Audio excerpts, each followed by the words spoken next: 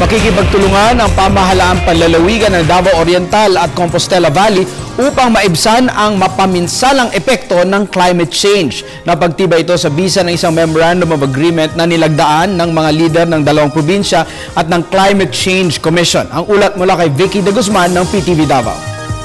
Isang lagdaan ang naganap noong Biyernes sa pagitan ng mga panlalawigang pamahalaang Davao Oriental at Compostela Valley kasama ang Climate Change Commission upang paigtingin pa ang climate change risk ng mga nasabing probinsya. Sabi ng Secretary and Vice Chairman ng Climate Change Commission na si Mary Ann Lucille L. Sering, kinakailangan umano ng mga mamamayan na magplano at maghanda para sa pagbabago ng klima.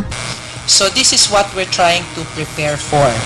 And these are the things that are within the control of us humans. That if we know that that is going to happen in the future, we need to be able to have at least impact modelings and all those things to give us an idea on how to plan for it.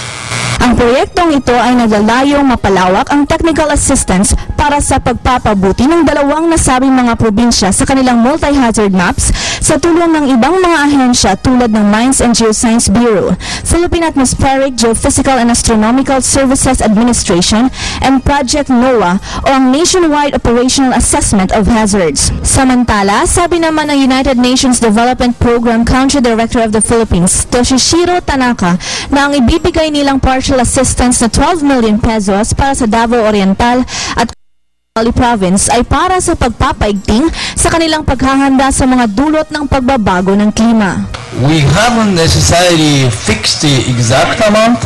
Already we understand that also is committed 12 million pesos of fund to start with, I understand. Kasama sa lagdaan ay sina Secretary and Vice Chairman of Climate Change Commission Mary Ann Lucille Sering, Davao Oriental Governor Corazon Malanyaon at Compostela Valley Vice Governor Ramil Hentugaya sa presensya ni na UNDP o United Nations Development Program Resident Representative Ms. Luisa Carvajo, Ambassador Bill Tweedle of Australia, Country Director of UNDP of the Philippines Toshihiro Tanaka.